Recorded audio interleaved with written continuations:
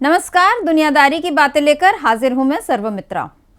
2014 में जब बीजेपी सत्ता में आई थी तो मोदी जी का एक नारा काफी पॉपुलर हुआ था, अच्छे दिन आने वाले हैं।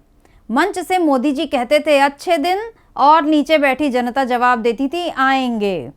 हुंकार भरने और जवाब देने का ये सिलसिला काफी दिनों तक चलता रहा। चुनाव दर चुनाव होते गए और अच्छे दिनों की उम्मीद बंधाती गई, लेकिन अच्छे दिन न आने थे न आए, क्योंकि किसी एक नेता के कहने से अच्छे दिन नहीं आते। ये केवल बहलाने वाली बातें हैं। अच्छे दिन तो तब आएंगे जब सरकार इसके लिए काम करती दिखेगी। अब कोई कह सकता है कि मोदी जी तो 12-14 घंटे काम करते हैं, लेकिन फिर ये भी तो देखिए कि वो किस दिशा में काम करते हैं। उनके काम करने का फायदा किन लोगों को पहुंच रहा है। मोदी जी चुनावी राज्यों में बार बार पहुंचते हैं, तो इसका मतलब यही हुआ कि वो बीजेपी को फायदा पहुंचाने के लिए काम कर रहे हैं। देश की जनता के लिए तो उन्होंने अब तक ऐसा कोई खास काम नहीं किया जिससे बहुत सारे लोगों को फायदा हुआ हो। नोटबंदी हुई तो लोग अपने ही पैसों के लिए लाइन में खड़े होने को मजबूर हो गए। जीएसटी लागू हुआ और बार बार उसमें बदलाव हुए तो छोटे व्यापारियों के लिए काम करना कठिन हो गया। लॉकडाउन लगा तो मजदूरों से रोजगार छिन गया। लाखों लोग एक झटके में बेरोजगार हो गए। कृषि कानून पारित हुए तो हजारों किसानों के भविष्य पर खतरा बढ़ गया। बड़ी मुश्किल से कृषि कानून रद्द हुए और इसके लिए सैकड़ों किसानों को कुर्बानी देनी पड़ी। तो ये कुछ उदाहरण हैं जिनसे पता चलता है कि देश में अच्छे दिन नहीं आए, लोगों के लिए परेशानी भरे दिन बीजेपी के शासन में आए। मगर अब ऐसा लग रहा है कि बीजेपी को भी अब उन्हीं परेशानियों का एहसास होने वाला है।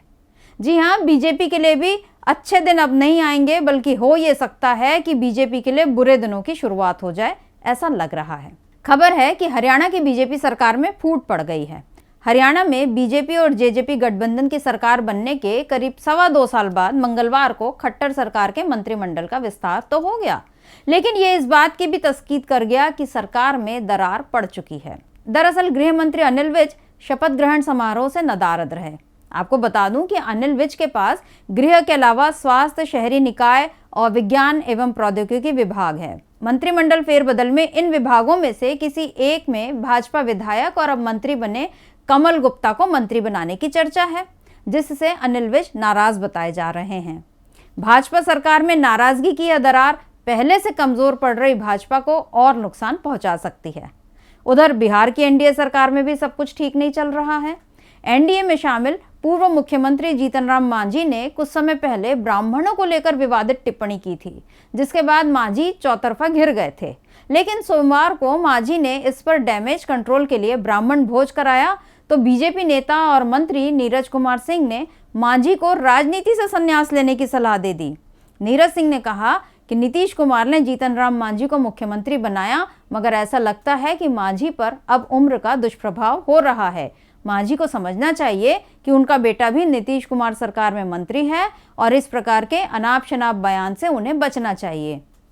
मांझी को राजनीति से संन्यास लेकर राम नाम जपना चाहिए। इस बयान से मांझी की पार्टी यानी हम इतनी आग बबूला हो गई कि उन लोगों ने अपने 4 विधायकों के सहयोग से चलने वाली नीतीश कुमार सरकार को गिरा देने तक की धमकी दे दी। हम के प्रवक्ता दानिश रिजवान ने कहा कि जीतन राम मांझी को नीरज बबलू की सलाह की कोई जरूरत नहीं है। नीरज बबलू को ध्यान रखना चाहिए कि अगर मांझी ने अपने 4 विधायकों का समर्थन सरकार से हटा लिया तो नीरज बबलू मंत्री भी नहीं रहेंगे और सड़क पर आ जाएंगे। नीरज बबलू को बयानबाजी करने से पहले 20 बार सोचना चाहिए। हम के इस तेवर से अब बीजेपी घबराई दिख रही है और मोर्चा संभालने के लिए सुशील मोदी आगे आए। सुशील मोदी ने ट्वीट कर मांझी को सीनियर नेता बताया और याद दिलाया कि जब भाजपा नेता गजेंद्र झा ने मांझी की जुबान काटने की धमकी दी थी तो पार्टी ने उन्हें निलंबित कर दिया था और संदेश दिया था कि दलित समाज को धमकाने या अपमानित करने वालों को बिल्कुल बर्दाश्त नहीं किया जाएगा। सुशील मोदी ने कहा, प्रधानमंत्री नरेंद्र मोदी के नेतृत्व में पार्टी सबका साथ, सबका विकास और सबका सम्मान सुरक्षित रखने के लिए प्रतिबद्ध है। सुशील मोदी ने ये ट्वीट भी किया कि पूर्व मुख्यमंत्री जीतन राम मांझी एनडीए के वरिष्ठ नेता हैं, उन पर घटक दलों की ओर से कोई बयानबाजी नहीं होनी चाहिए। जिस बयान को तूल दिया गया उस पर जब मांझी ने माफी मांग ली, अपने आवास पर बुलाकर ब्राह्मणों को सम्मान के साथ भोजन कराया और दक्षिणा देकर विदा किया, तब इस चैप्टर को यहीं बंद हो जाना चाहिए।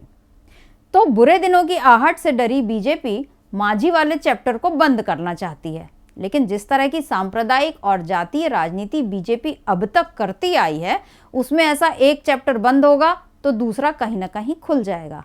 बिहार में दलित समाज के अपमान को बर्दाश्त न करने की बात बीजेपी ने कही है, मगर यूपी में चुनाव से पहले फिर से दलितों के शोषण पर बीजेपी सरकार घिर रही है और इस बार फिर से घेरने का काम किया है प्रियंका गांधी ने। दरअसल यूपी के अमेठी से एक वीडियो वायरल हुआ है जिसमें एक दलित बच्ची की पिटाई हो रही है। वायरल वीडियो में एक युवक बिस्तर पर बैठा दिख रहा है और उसका साथी डंडा लेकर खड़ा है और किसी बात से नाराज होकर बिस्तर पर बैठा युवक उस बच्ची को फर्श पर पेट के बल लेटने को कह रहा है और दूसरा युवक उसकी पीठ पर पैर रखकर चढ़ गया है। पास में खड़ी कुछ महिलाएं भी उन दरिंदे युवकों की मदद करती दिख रही हैं।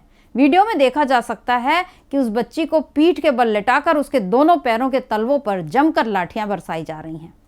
ये रोंगटे खड़े करने वाली घटना अमेठी कोतवाली क्षेत्र के रायपुर फुलवारी गांव की बताई जा रही है। इस घटना को लेकर प्रभारी निरीक्षक विनोद सिंह ने बताया है कि घटना 8-10 दिन पहले की है और आरोपी युवक जिला बदर किया गया था, जिसकी अवधि समाप्त हो चुकी है। उसे फिर से जिला बदर करने के लिए कार्रवाई हो रही है।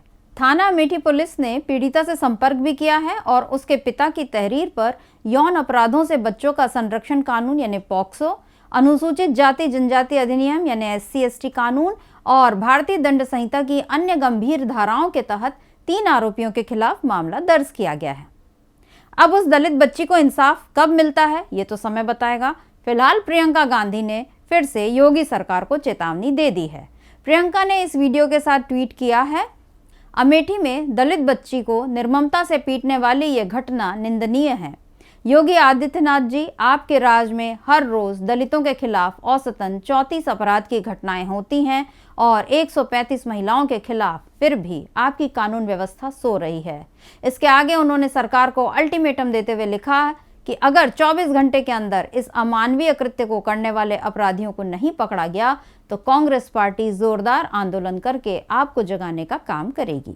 इस ट्वीट को योगी सरकार शायद हल्के में नहीं लेगी, क्योंकि हाथरस, उन्नाव, लखीमपुर खीरी से लेकर आगरा तक प्रियंका गांधी के तेवर अब तक बीजेपी ने पहचान ही लिए होंगे। प्रियंका गांधी ने अगर लड़की हूं लड़ सकती हूं का नारा दिया है तो उस नारे को धरातल पर उतारने का जज्बा भी वो बार बार दिखाती हैं। इस नारे की राजनीतिक उपयोगिता तो चुनाव के नतीजे आने के बाद साबित होगी, लेकिन फिलहाल इससे सामाजिक तौर पर तो लड़कियों में जागरूकता आई ही है।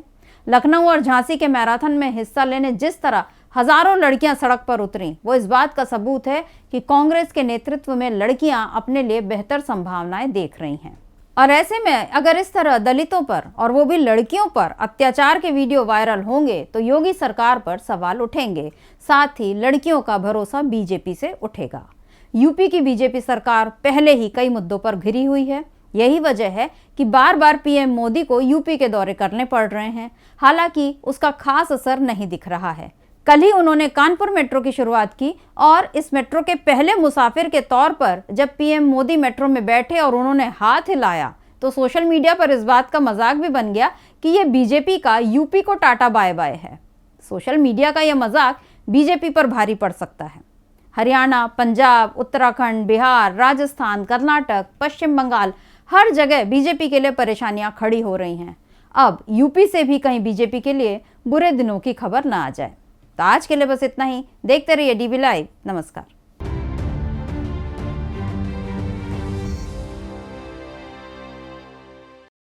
हमारे चैनल से जुड़े रहने के लिए YouTube पर टाइप करें DB लाइव, सब्सक्राइब बटन को क्लिक करें और बेल आइकन को दबाना न भूलें ताकि खबरें आप तक पहुंचती रहें। देखते रहिए DB लाइव, क्योंकि यहाँ हैं खबरें लगातार।